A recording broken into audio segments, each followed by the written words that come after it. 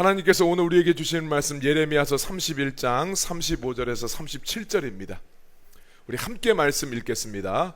여호와께서 이와 같이 말씀하셨느니라. 그는 해를 낮의 빛으로 주셨고 달과 별들을 밤의 빛으로 정하였고 바다를 뒤흔들어 그 파도로 소리치게 하나니 그의 이름은 만군의 여호와니라.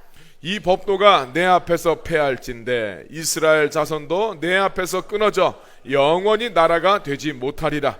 여호와의 말씀이니라. 여호와께서 이와 같이 말씀하시니라. 위에 있는 하늘을 측량할 수 있으며 밑에 있는 땅의 기초를 탐지할 수 있다면 내가 이스라엘 자손이 행한 모든 일로 말미암아 그들을 다 버리리라. 여호와의 말씀이니라. 아멘. 여러분, 하나님은 살아계시고 역사하십니다. 하나님은 지금 이 자리에 우리와 함께 하시고 우리에게 복 주시길 원하십니다. 그 좋으신 하나님 은혜를 사모하며 이 자리에 오신 여러분들을 예수님의 이름으로 환영하고 예수님의 이름으로 축복합니다. 자, 우리 서로를 향해서 축복의 인사 함께 나누겠습니다. 빛이 있으라, 빛이 있으라. 이 시간 은혜와 생명에 비치신 우리 예수님이 여러분들의 삶 속에 충만하게 임하시게 우리 예수님의 이름으로 축원합니다.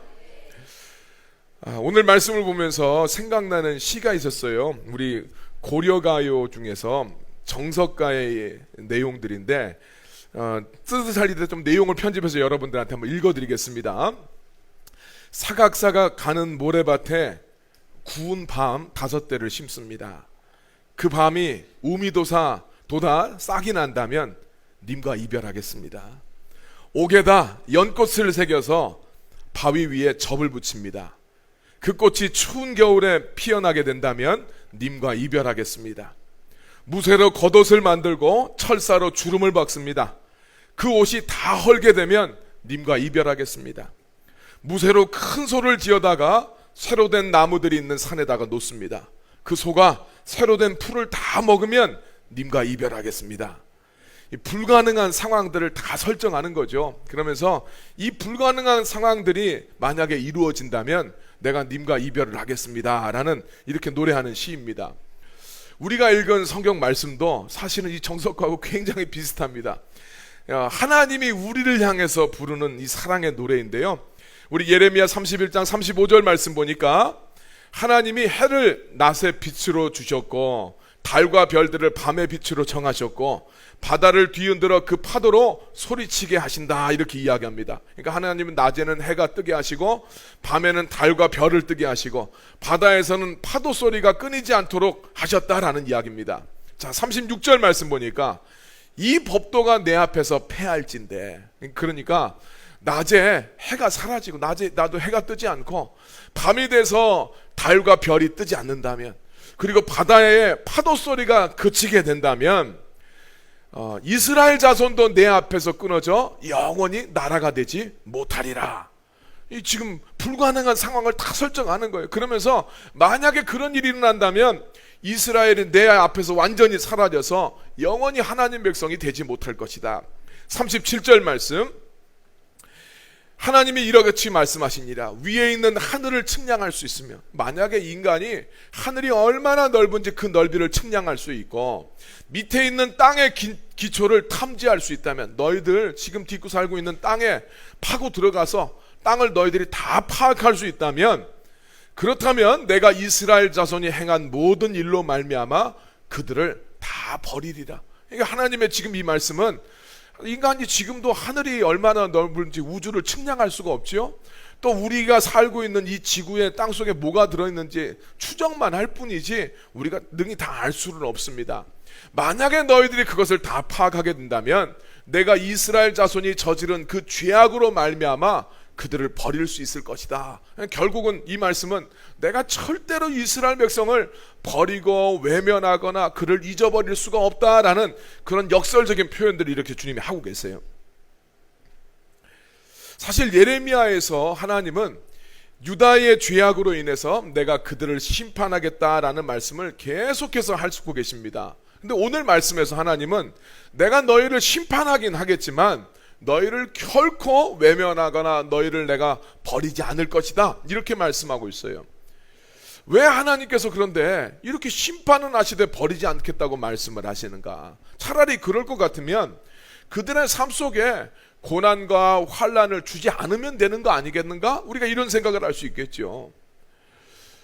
오늘 그런데 하나님께서 지금 이스라엘 백성들의 삶 속에 고난을 허락하신단 말이에요. 왜 하나님께서 사랑하는 백성들의 삶 속에 고난을 허락하실까요? 그리고 만약에 하나님이 정말 사랑하시는 백성들에게 고난을 허락하신다면 그 고난을 우리 성도들은 어떤 관점에서 좀 바라봐야 될 것인가? 오늘 말씀을 통해서 우리 주님의 마음을 우리가 함께 살필 수 있길 바랍니다.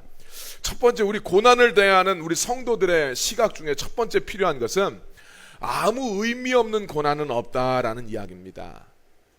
하나님께서 지금 유다에 허락하신 고난을 유다 백성들이 겪고 있는데 이 고난에는 하나님의 뜻이 있었어요. 예레미야 30장 15절 말씀, 너는 어찌하여 네 상처 때문에, 지금 네 고난 때문에 너 부르짖느냐? 네 고통이 지금 심하도다. 내 악행이 많고 내 죄가 허다함으로 내가 이 일을 너에게 행하였느니라 이야기합니다. 하나님은 바벨론의 침공이라는 이 고난이 유다에게 임할 수밖에 없는 이유에 대해서 너의 악행이 많고 네 죄가 너무나 많기 때문에 내가 이 일을 너의 삶 속에 허락하셨다 이렇게 말씀합니다. 우리 그러잖아요. 어떤 병은 약 하나 먹으면 우리 낫는 병들이 있어요. 또 어떤 상처는 소독약 한번 바르면 낫는 그런 상처들이 있습니다. 근데 어떤 병은 수술을 해야 되는 병이 있고, 또 우리 암과 같은 질병은 독한 항암 치료도 해야 되고 방사선을 쬐어서 치료를 해야 될 때가 있습니다. 사실 여러분, 항암 치료나 방사선은 우리 몸에 안 좋은 거잖아요. 근데 암세포를 제거하기 위해서 정말 이게 어떻게 보면 독극물과 같은 겁니다. 이 독극물과 같은 것을 우리 몸에 주입을 하는 겁니다. 평상시 같으면 절대 하지 않을 치료법이지만 독한 암세포를 제거하기 위해서 그 방법을 써야 될 때가 있는 거죠. 예레미야서에 나오는 이 유다의 경우에 그들의 죄악이 도저히 약 하나로 치료가 되질 않는 겁니다. 그들의 어떤 상태가 소독약으로 치료될 수 없는 그런 상태에 지금 놓여 있어요. 도저히 선지자들과 하나님의 말씀을 통해서 치료할 수 없는 상황에 이르렀기 때문에 하나님은 바벨론이라는 나라를 사용을 해서 이 특단의 조치로 이 유다 나라의 병든 몸을 치료하기를 원하셨어요. 마찬가지로 성도의 삶에 하나님께서 저마다 삶 속에 어떤 고난을 허락하실 때에는 우리 입장에서는 다 이해할 수가 없어도 우리의 삶을 이끌고 인도하시기 위한 하나님의 뜻과 계획이 그 가운데 있다라는 것을 우리가 이해할 필요가 있습니다. 우리 출애굽기 말씀에 보면 블레셋 해안의 길로 가면 이집트에서 가나안 땅까지 2주면은 갈 수가 있습니다. 숫자가 많으니까 아무리 길게 잡아도 한 달이면 도달할 수 있는 거리입니다. 그런데 하나님께서는 이 가까운 블레셋 해안의 길로 인도하지 않고 이스라엘 백성을 훨씬 먼 길로 인도합니다. 그것이 홍해 광야의 길이죠. 왜 빨리 갈 수 있는 길 놔두고 멀고 먼 이 홍해 광야의 길로 인도하셨을까? 참 인간의 입장에서는 이해가 안 됩니다. 그리고 우리가 그 말씀을 바라보게 되면 그 길이 뭐 탄탄대로인 길이냐? 그렇지 않습니다. 그 길은 막다른 길이었어요. 앞에는 홍해가 막고 있고 뒤에는 파라오가 쫓아오고 있었습니다. 그리고 우리가 말씀을 보면 더 얄궂은 것은 이 모든 상황을 하나님께서 의도적으로 일으키셨다는 것을 우리가 알게 됩니다. 성경을 바라보면 하나님이 이스라엘 백성들을 홍해가 가로막고 있는 그 길로 하나님이 인도를 합니다. 뿐만 아니라 파라오의 마음을 하나님이 완고하게 만드셔서 자기가 보내줬던 이스라엘 백성들을 쫓아가도록 하나님이 만드셨다라고 성경에서 이야기하고 있어요. 여러분, 우리가 인간적으로 생각하면 이해가 안 되는 일이죠. 하나님께서 인도하신다면, 또 하나님께서 그 백성을 사랑하신다면 편안한 길로, 안전한 길로 인도하셔야 되지, 왜 이렇게 사람 마음 졸이도록 위험천만한 상황을 하나님이 만드시는지 이해할 수가 없습니다. 그런데 성경을 보니까 거기에 하나님의 뜻이 있었어요. 사람이 봤었을 때는 왜 이렇게 힘들게 하시나 라고 불평할 수밖에 없는데 성경 말씀을 보면 하나님의 뜻이 거기에 있습니다. 출애굽기 13장 17절 말씀입니다. 같이 한번 읽겠습니다. 바로가 백성을 보낸 후에 블레셋 사람의 땅의 길은 가까울지라도 하나님이 그들을 그 길로 인도하지 아니하셨으니 이는 하나님이 말씀하시기를 이 백성이 전쟁을 하게 되면 마음을 돌이켜 애굽으로 돌아갈까 하셨습니다. 그렇습니다. 블레셋 사람의 길은 가깝기는 가깝지만 그곳으로 가다 보면 전쟁 전문가들인 이 블레셋 사람들하고 전투를 벌이게 될 것이고, 그런들이 아무리 전투의 전문가라 할지라도 하나님이 이스라엘 백성들과 함께하면 반드시 이기겠지만, 아직 훈련되지 않는 이스라엘 백성들은 그 전투 전문가들을 바라보면 지레 겁을 먹고 이집트로 돌아갈 마음을 먹을 것이 뻔했다는 거예요. 그래서 하나님께서 이스라엘 백성들을 더 멀어도 홍해 광야의 길로 인도하셨다라고 이야기합니다. 그리고 하나님께서 이스라엘 백성들을 홍해 광야 길로 인도하셔서 하나님에 대한 믿음을 갖게 만드셨다라고 성경에서 이야기합니다. 출애굽기 14장 31절 말씀 같이 읽겠습니다. 이스라엘이 여호와께서 애굽 사람들에게 행하신 그 큰 능력을 보았으므로 백성이 여호와를 경외하며 여호와와 그의 종 모세를 믿었더라. 그렇습니다. 하나님이 이스라엘 백성들을 홍해 광야길로 인도하신 것은 그곳에서 하나님이 이스라엘 백성들을 어떻게 구원하시고 어떻게 도와주시는가, 이것을 통해서 이스라엘 백성들이 하나님을 경외하고 또 그의 종 모세에 대한 신뢰를 가지고 광야길을 잘 따라갈 수 있도록 하기 위한 하나님의 조치였고 하나님의 배려가 여기에 있었다라고 성경이 이야기하고 있어요. 사람들이 생각했었을 때는 하나님이 행하시는 일들이 좀 잘 이해가 되지 않을 때가 참 많이 있습니다. 그런데 거기에 하나님의 뜻과 계획이 있다, 성경이 이야기하고 있습니다. 우리의 성정과 기질을 잘 아시는 우리 주님이 우리의 삶을 다듬어 가기 위해서 우리의 삶의 고난을 활용하실 때가 있습니다. 신명기 8장 5절 말씀입니다. 같이 읽겠습니다. 너는 사람이 그 아들을 징계함 같이 내 하나님 여호와께서 너를 징계하시는 줄 마음에 생각하고. 그렇습니다. 사람이 자기의 아들을 징계함 같이 하나님이 너를 징계하는 것으로 생각을 해라. 고난을 당했었을 때, 야, 자기 아들을 사람이 훈련시키는 것처럼 하나님이 나를 훈련시키고 계시구나, 이렇게 생각하라는 거예요. 여기서 징계는 그냥 때리고 잘못한 것에 대해서 체벌하는 것만을 이야기하는 게 아닙니다. 성경에서 말하는 징계는 교육하고 훈육하는 것을 이야기해요. 예. 그래서 하나님이 우리들의 삶 속에 고난을 통해서 우리를 교육시키고 우리를 훈련시킨다라는 이야기입니다. 하나님의 교육과 훈련이 우리들의 삶 속에서는 힘든 걸로 나타나요. 여러분, 교육이나 훈육이 쉬울 때가 없잖아요. 다 힘들잖아요.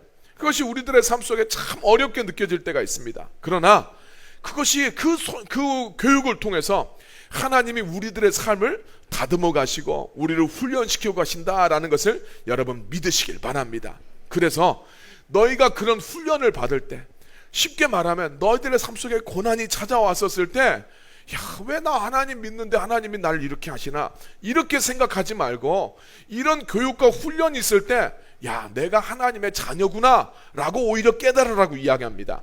히브리서 12장 8절 말씀 같이 읽겠습니다. 징계는 다 받는 것이거늘 너희에게 없으면 사생자요 친아들이 아니니라. 그렇습니다. 훈련이 없으면, 너희들의 삶 속에 고난이 없으면, 야, 하나님의 친아들이 아니야. 그렇게 주님 말씀하고 있어요. 성도의 삶에, 하나님 자녀들의 삶에는 훈련과 고난과 단련하는 과정이 꼭 필요하다는 이야기입니다. 그것을 통해서 많은 유익이 있기 때문이죠. 히브리서 12장 11절 말씀 같이 읽겠습니다. 무릇 징계가 당시에는 즐거워 보이지 않고 슬퍼 보이나 후에 그로 말미암아 연단 받은 자들은 의와 평강의 열매를 맺느니라. 아멘. 그렇습니다. 훈련받고 고난받을 때에는 즐겁지 않습니다. 누가 고난받는데 좋은 사람 누가 있겠습니까? 예, 힘들어요. 근데 하나님이 고난을 통해서 우리들을 훈련시켜 가신다. 여러 가지로 힘들고 슬플 수도 있어요. 근데 이게 그 당시에는 즐겁지 않습니다. 참 슬프지만 그것을 통해서 연단을 받게 되면, 연단은 여러분 쇠를 불에 달궈서 두들겨서 단단하게 만드는 것 연단한다고 하죠. 이 과정을 통해서 하나님이 우리를 단단하게 만들어 가시는 거예요. 그렇게 우리가 하나님의 뜻대로 다뤄질 수만 있다면 그 인생은 하나님 기뻐하시는 의와 평강의 열매를 맺는 복된 인생이 된다라고 말씀해 주고 계세요. 그래서 여러분, 인생을 살면서 여러분, 우리 마음이 힘들 때가 있잖아요. 참 고통스럽고 마음이 즐겁지 않을 때가 있어요. 그때 하나님이 시키시는 훈련 시간이구나, 내가 하나님이 지금 훈련시키는 훈련의 지금 과정 가운데 내가 들어왔구나, 이렇게 생각을 하고 그 고난의 시간 속에서 하나님의 뜻을 발견하기 위해서 여러분 애쓰시길 바랍니다.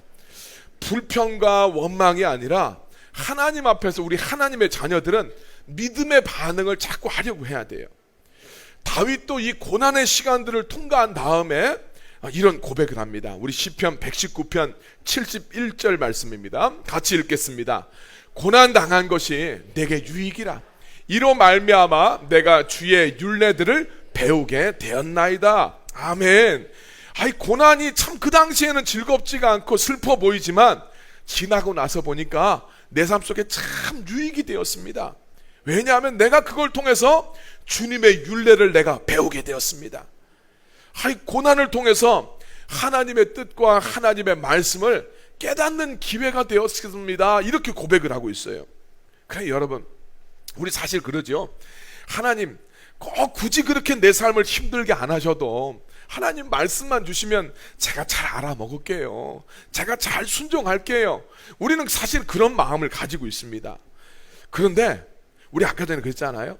암세포를 죽이기 위해서 항암 치료가 필요하고 방사선을 쏴야 되듯이 오늘 우리들의 삶 속에 굳이 그게 필요할까라는 생각이 들지만, 그런 고난의 시간이 아니면, 그 방법이 아니면 우리가 절대 깨닫지 못하더라는 거예요. 평상시에 하나님이 말씀만 주셨을 때는 깨닫는 인생이면 좋은데 우리가 못 깨달아요. 그래서 하나님께서 특단의 방법을 통해서, 그 고난의 시간을 통해서 우리를 연단시키고 훈련시키신다는 것을 여러분 믿으시길 바랍니다. 그래서 여러분, 고난 당할 때 이유 없는 것이 아니라 여기 이유가 있어요. 내가 지금 참 좀 마음이 힘들고 어려운 상황에 처하게 될 때가 있습니다. 그때 이 상황에 대한 하나님의 뜻이 있음을 여러분 믿으시길 바랍니다. 두 번째로, 우리가 고난을 바라봤을 때 우리 성도들은 어떻게 생각을 해야 되느냐. 하나님은 이 고난을 통해서 우리의 심령을 물된 동산같이 만들어 주시려고 하시는 거예요. 참 이게 중요합니다. 고난을 통해서 너 잘못했지? 그래, 너 혼 좀 나라, 이 자식아. 한번 혼 좀 나봐라. 하나님이 이렇게 우리를 시키시는 것이 아니라 결국은 고난을 통해서 우리의 마음이 물된 동산으로 만들어 주시려고 한다. 자, 예레미야 31장 12절 말씀입니다. 같이 읽겠습니다. 그들이 와서 시온의 높은 곳에서 찬송하며 여호와의 복 곧 곡식과 새 포도주와 기름과 어린 양의 떼와 소의 떼를 얻고 크게 기뻐하리라.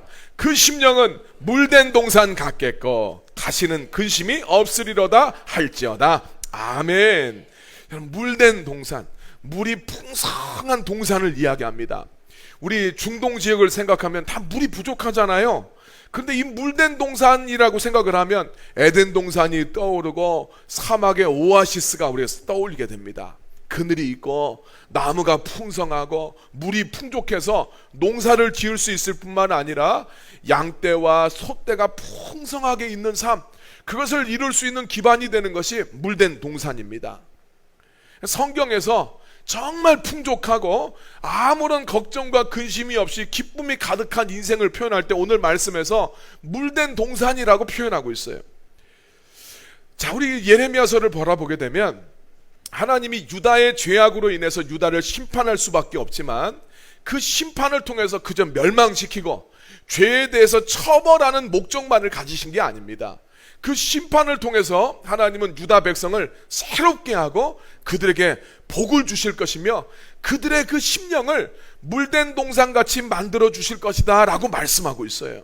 그래서 그날이 오면 정말 너희가 하나님 안에서 기쁨을 얻어서 즐거워하고 춤을 추게 될 것이다 말씀합니다. 자, 예레미야 31장 13절 말씀 같이 읽겠습니다. 그때에 처녀는 춤추며 즐거워하겠고 청년과 노인은 함께 즐거워할 거리니 내가 그들의 슬픔을 돌려서 즐겁게 하며 그들을 위로하여 그들의 근심으로부터 기쁨을 얻게 할 것입니다. 아멘.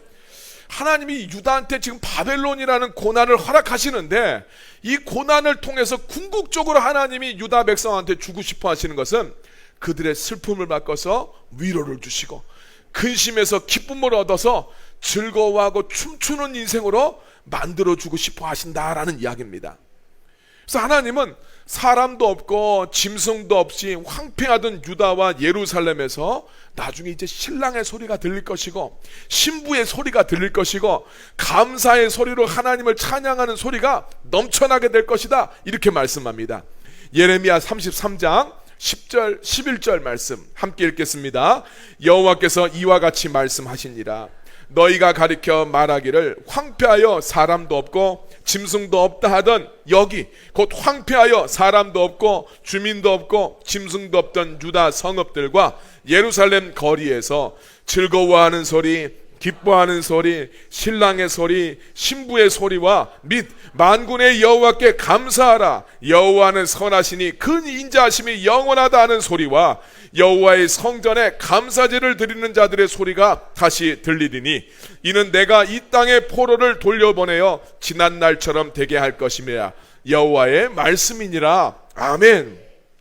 다 잡혀가고 많은 사람들이 죽임을 당해서 황폐해지고 지금 사람도 짐승도 없는데 그곳에 하나님께서 기뻐하고 즐거워하는 소리, 그 대표적인 소리가 신랑의 소리, 신부의 소리예요. 떠들썩하면서 가장 인생에서 기뻐하는 소리가 그 소리 아니겠어요? 그 소리가 들릴 것이고, 야, 하나님은 선하시다, 하나님은 인자하시다, 이렇게 하나님 앞에 감사하며 찬양하는 그 예배하는 소리가 가득 넘치게 해주겠다, 주님이 이렇게 말씀하십니다. 자, 여러분, 하나님이 때때로 우리들의 삶 속에 고난을 허락하시고 또 이 고난을 통해서 우리를 훈련시키고 우리를 연단시켜 가시는 목적이 뭐냐? 오늘 말씀에서 이야기합니다. 그 인생을 물된 동산같이 만드시기 위함이다. 우리가 생각할 때 그러죠. 아, 하나님 왜 꼭 그런 고난을 당해야 됩니까? 이렇게 안 하시면 안 됩니까? 우리가 그렇게 생각할 수 있어요. 그러나 여러분, 하나님을 신뢰하시길 바랍니다. 하나님의 생각과 우리의 생각이 달라요. 우리 생각에는 꼭 굳이 그렇게 안 해도 될 것 같지만 하나님의 뜻과 계획이 우리의 생각보다 훨씬 뛰어납니다. 이사야서 55장 8절 9절 말씀 보니까 이는 내 생각이 너희 생각과 다르며 내 길은 너희의 길과 다름이니라. 여호와의 말씀이니라. 이는 하늘이 땅보다 높음같이 내 길은 너희의 길보다 높으며 내 생각은 너희의 생각보다 높음이니라. 그렇습니다. 성경에서 하나님의 생각과 너희의 생각은 수준이 다르다. 너희들의 생각은 땅이라면 하나님의 생각은 저 높고 높은 하늘과 같다. 하나님이 너희들의 삶 속에 행하시는 모든 일들, 그것이 옳은 것임을 인정하라는 이야기예요. 여러분, 우리 삶 속에 일어나는 일들 괜히 일어나는 일이 없습니다. 우리 삶의 고난과 훈련을 통해서 주님이 우리의 삶을 물된 동산같이 만들어가길 원하세요. 여러분이 진짜 이 믿음 가운데 살아가려면 하나님의 말씀으로 여러분들의 심령을 채워가야 됩니다. 요한복음 15장 7절 말씀, 너희가 내 안에 거하고 내 말이 너희 안에 거하면 무엇이든지 원하는 대로 구하라, 그리하면 이루리라고 말씀하셨어요. 여러분, 하나님 역사가 일어나는 조건을 이 말씀에서 잘 보십시오. 너희가 예수를 믿어야 될 뿐만 아니라 예수의 말이 너희 안에 있어야 된다, 이렇게 말씀하고 있어요. 하나님의 말씀이 내 심령 안에 채워지고 하나님의 말씀이 내 삶의 가치관이 되고 주님의 말씀이 내 사상이 되고 우리의 행동의 동력이 되어야 될 줄로 믿습니다. 그러면 너희들 무엇이든지 원하는 대로 구해라, 그러면 이루리라 말씀합니다.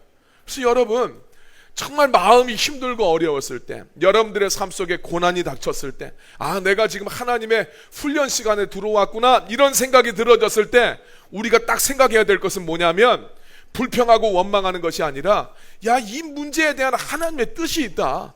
하나님의 뜻인데 그것을 우리가 어떻게 파악할 것인가? 하나님의 말씀으로 파악을 해야 돼요.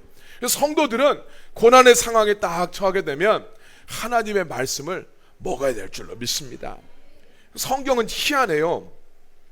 배고파서 지금 힘들어하는 사람한테 하나님은 떡을 주시려고 하지 않습니다. 하나님의 말씀을 먹어야 된다, 이렇게 이야기하고 있어요. 신명기 8장 3절 말씀, 중요한 말씀 같이 한번 읽겠습니다. 너를 낮추시며 너를 줄이게 하시며 또 너도 알지 못하며 내 조상들도 알지 못하던 만나를 내게 먹이신 것은 사람이 떡으로만 사는 것이 아니요 여호와의 입에서 나오는 모든 말씀으로 사는 줄을 내가 알게 하려 하심이니라. 아멘. 자, 이 지금 훈련 코스에 이스라엘 백성이 들어갔어요. 광야라는 훈련 코스에 딱 들어갔을 때 하나님이 어떻게 하십니까? 낮추시고 줄이게 하셨어요. 하나님이 낮추시고 줄이게 하실 때 이거 힘든 상황 아닙니까? 고난의 상황이에요. 우리가 딱 생각했을 때는 야, 하나님이 낮추시고 하나님이 지금 줄이게 하시는 이런 상황에 놓였을 때 우리가 딱 생각했을 때 하나님의 해법은 높아지게 만들고 줄인 배를 채워주시면 되겠네? 우리 이렇게 생각합니다.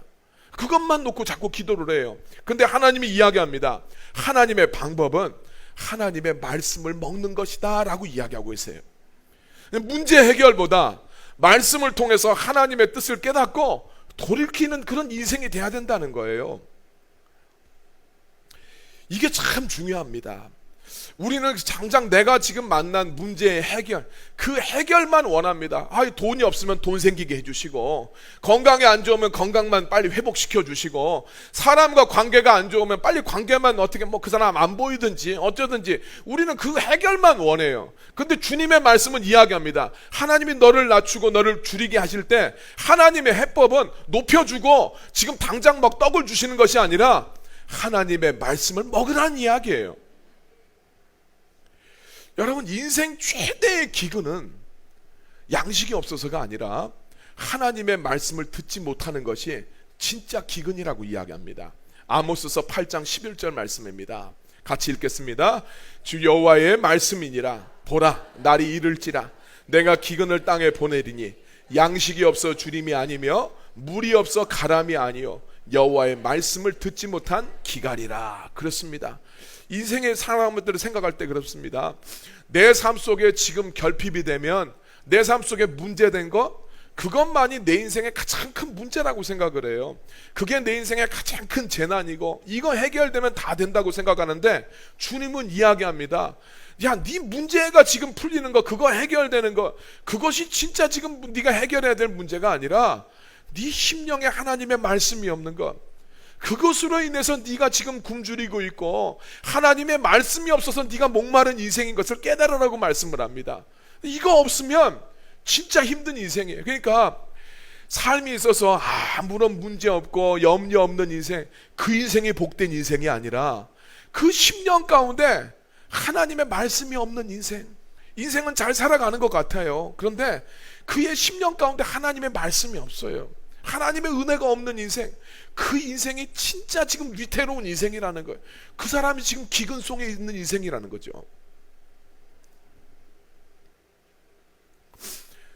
인생의 양식은 풍성하고 아쉬움은 없는 것 같은데 하나님의 말씀이 들려지지 않는 인생, 그 이 심령에 하나님 말씀이 없는 인생, 그 인생이 갈급한 인생, 정말 기갈 속에 있는 인생이라고 주님 말씀합니다.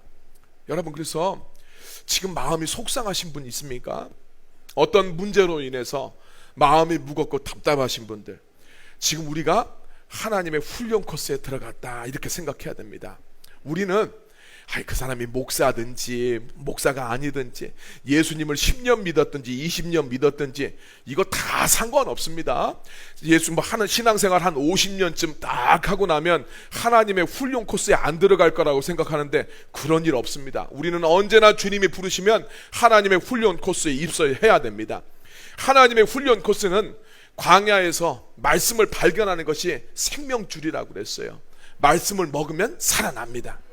여러분이 겪는 문제 자체의 해결도 우리가 추구해야 되겠죠. 그러나 여러분, 그 문제 가운데 있을 때, 그 어려움 가운데 있을 때 하나님이 주시는 말씀을 받으시길 바랍니다.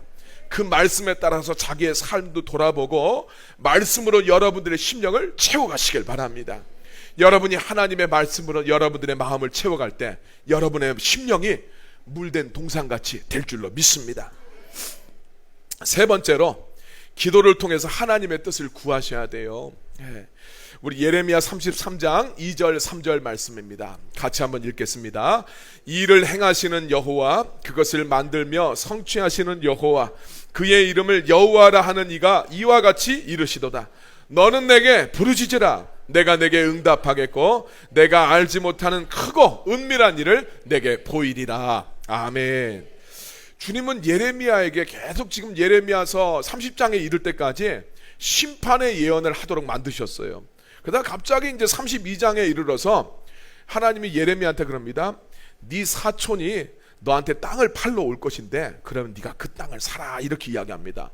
예레미야가 하나님 앞에 황당하다는 듯이 항변합니다. 하나님, 우리나라 망한다면서요. 이 나라에 지금 바벨론 쳐들어오면 우리 싹 잡혀간다면서요. 그런데 하나님, 여기서 지금 제가 땅을 사야 되겠습니까? 왜 그 말도 안 되는 일을 저한테 시키십니까? 하나님 앞에 여쭤봐요. 그때 하나님께서 도무지 하나님의 뜻을 이해하지 못하는 예레미야한테 기도하라고 말씀을 하시면서 이 말씀을 주시는 거예요. 전능하신 하나님 앞에 부르짖어 기도해봐라. 그러면 네가 알지 못하는 크고 은밀한 일을 너한테 보여줄 것이다. 그러니까 네가 이해할 수 없는 그 일, 지금 네 삶 속에서 일어난 일들 다 이해가 안 되는데 네가 주님 앞에 부르짖어 기도하게 되면 내가 거기에 대한 정말 네가 생각하지 못했던 크고 은밀한 일을 너에게 알려주겠다, 이렇게 말씀하십니다. 그리고 예레미야가 하나님의 말씀대로 기도했었을 때 하나님의 뜻을 예레미야한테 깨닫게 해주셨어요.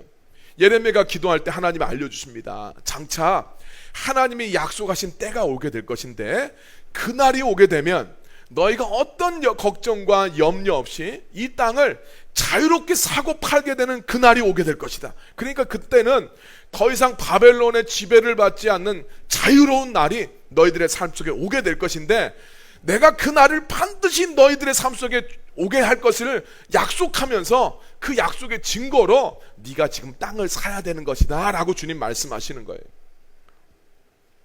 예레미야로서는 굉장히 손해보는 일이에요. 나라가 망하는데 돈을 주고 땅을 살 이유가 없습니다. 현금을 가지고 있는 것이 제일 낫지요. 그런데 예레미야가 주님 앞에 기도함을 통해서 자기가 도무지 이해할 수 없는 일에 대한 하나님의 뜻을 깨닫게 됩니다. 여러분, 우리 인생에 왜 기도가 필요한 줄 아십니까? 하나님의 계획을 깨닫고 순종하기 위해서예요. 인생에 찾아오는 수많은 고난들과 문제들 앞에서 오늘 우리들이 참 억울할 때가 있고 이해가 안 될 때가 있어요. 우리 그런 문제 참 많죠. 왜 이런 일을 내가 겪어야 되는지, 왜 이런 일을 주님께서 나의 삶 속에 허락하시는지 이해가 안 될 때가 참 많아요. 그때 주님께서 우리한테 하시는 말씀이 문제 앞에서 부르짖어 기도하라는 이야기입니다. 그래서 그 문제를 통해서 너희가 기도했었을 때 너희가 알지 못했던 하나님의 뜻과 계획을 알려주시겠다, 주님이 말씀하시고 있는 겁니다. 그러니까 우리 인생에서 특별한 훈련의 시간이 누구에게든지 찾아오죠. 여러분, 속상한 일 없는 분 있습니까? 인생에 고난 없는 성도가 누가 있겠습니까? 다 저마다 크고 작은 고난들을 다 있게 마련이에요. 근데 그거에 대해서 원망하고 불평하는 건 세상 사람들 많이 하는 겁니다. 주님이 필요하다 싶으면 우리를 언제든지 하나님의 훈련 코스로 데리고 가시는 거예요. 그래서 여러분, 마음이 힘들고 어려웠을 때 그냥 인간적으로만 생각하는 것이 아니라 하나님 말씀을 통해서 우리의 마음이 아픈 시간들, 우리가 힘든 시간 속에 하나님의 뜻과 계획이 있음을 믿으시길 바랍니다. 그리고 선하신 하나님을 신뢰하면서 나의 길과 전혀 다른 길을 계획하시는 하나님을 신뢰하면서 하나님의 말씀을 붙잡고 그 일을 허락하신 하나님의 뜻을 물어보라는 거예요. 그래서 고난을 통해서 우리를 새롭게 하시길 원하시는 주님의 마음을 좀 알아갈 필요가 있다, 주님 이야기하십니다. 종종 많은 성도들이 고난 속에 고난을 당하게 되면 하나님 안 계시는 거 아닌가, 이런 생각들 하기도 하고, 고난을 당하게 되면 하나님이 날 버리신 거 아닌가, 이런 생각을 합니다. 또 어떤 경우에는 정말 하나님에 대해서 실망하고 하나님에 대한 신뢰를 놓쳐버릴 때가 있어요. 여러분, 그건 올바른 생각이 아닙니다.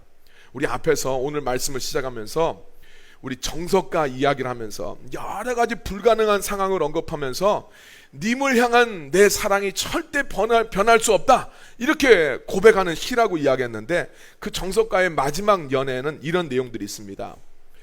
구슬이 바위 위에 떨어진다 해도 구슬을 깬 끈은 끊어지지 않습니다. 1000년을 떨어져 살아간다 한들 어떻게 님에 대한 나의 믿음이 끊어질 수 있겠습니까? 이러면서 끝이 나요. 예전에 구슬에다가 실을 꿰어서 우리 다양한 장신구로 활용하지 않습니까? 그 실에 꿰인 구슬이 바위 위에 세게 떨어지면 구슬은 깨어질 수가 있어요. 구슬은 깨어집니다. 그러나 그 구슬들을 깨고 있는 끈은 아무리 바위에 떨어져도 끈은 끊어지지 않는다라는 겁니다. 이걸 좀 생각을 해보면 구슬이 바위 위에 떨어져 깨지는 것과 같은 아픔과 고난이 인생에 찾아올 수가 있어요. 1000년을 외롭게 산다 한들 님을 향한 나의 믿음이 어떻게 끊어질 수 있겠습니까? 그러면서 이 시를 마치고 있어요. 우리 인생에도 여러 가지 아픔과 고난이 찾아온다 한들 하나님을 향한 우리의 믿음, 하나님을 향한 우리의 마음이 어떻게 끊어질 수 있겠냐는 거예요. 여러분, 여호와 하나님만이 우리의 소망이심을 믿으시길 바랍니다. 고난 속에 참 좀 이해가 안 되고 속상할 수도 있지만 고난 속에 하나님의 뜻이 있어요. 여러분들의 심령을 물된 동산같이 주님이 만드시길 원하십니다. 구슬은 깨어질지라도 하나님을 향한 우리의 믿음은 끊어지지 않습니다. 시편 42편 11절 말씀 함께 말씀 읽고 마치겠습니다.